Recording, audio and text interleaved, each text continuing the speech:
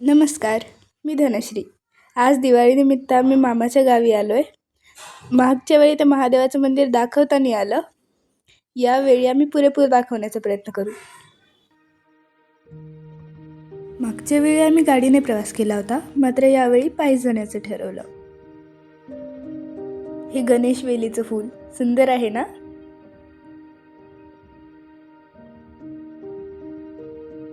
माझा पहिला long video सुद्धा याच मंदिराचा होता, पण देवाच्या इच्छेने दुसरा सुद्धा इथलाच आहे.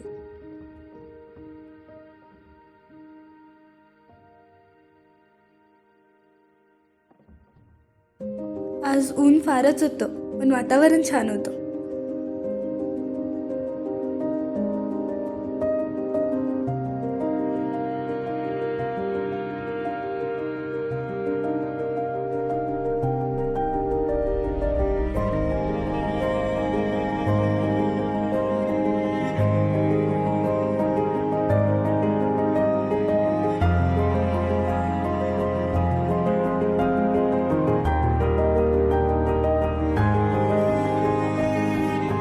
दिवाळीमुळे मंदिरात जास्त गर्दी नव्हती आज.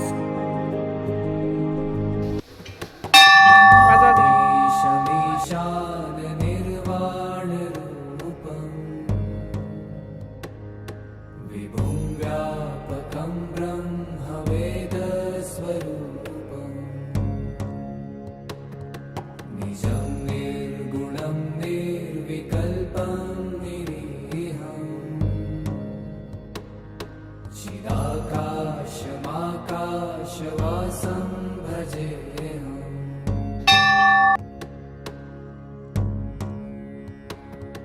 निराकारमोङ्कारमूलं तुरीयम्। गिराज्ञानगोतीतमीशं गिरीशम्। करालं महाकालकालं कृपालुं। गुणागार संसारपारं नतोऽहम्।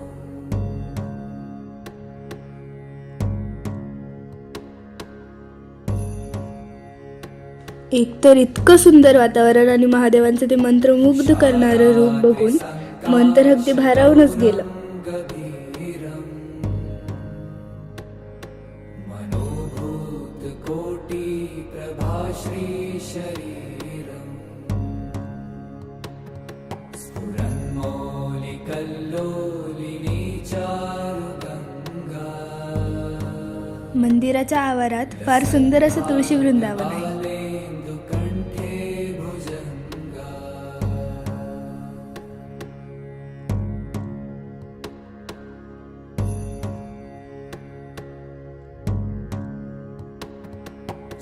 चलत्कुण्डलं भ्रूसुनेत्रं हा मंदिराचा परिसर आहे. प्रसन्नाननं नीलकण्ठं दया।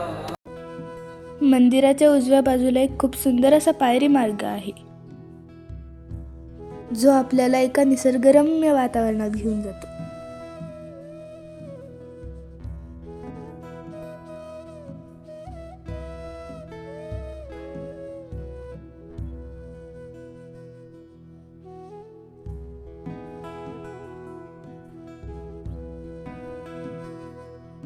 हा कसा तुम्ही मागच्या व्हिडिओमध्ये सुद्धा बघितलेलाच असेल.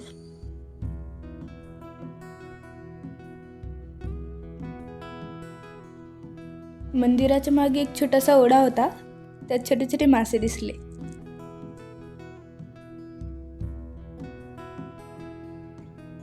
पाण्यात असं पाय टाकून बसल्यावर खूपच शांत वाटलं.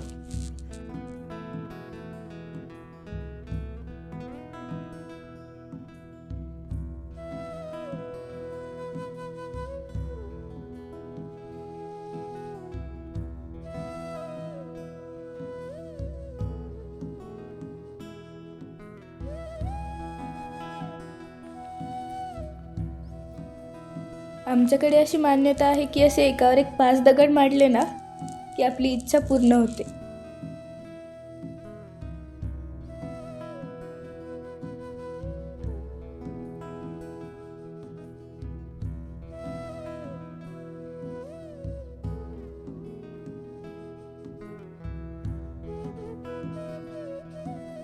हे फळ तुम्ही कधी खाल्लंय का? कमेंटमध्ये नक्कीच सांगा.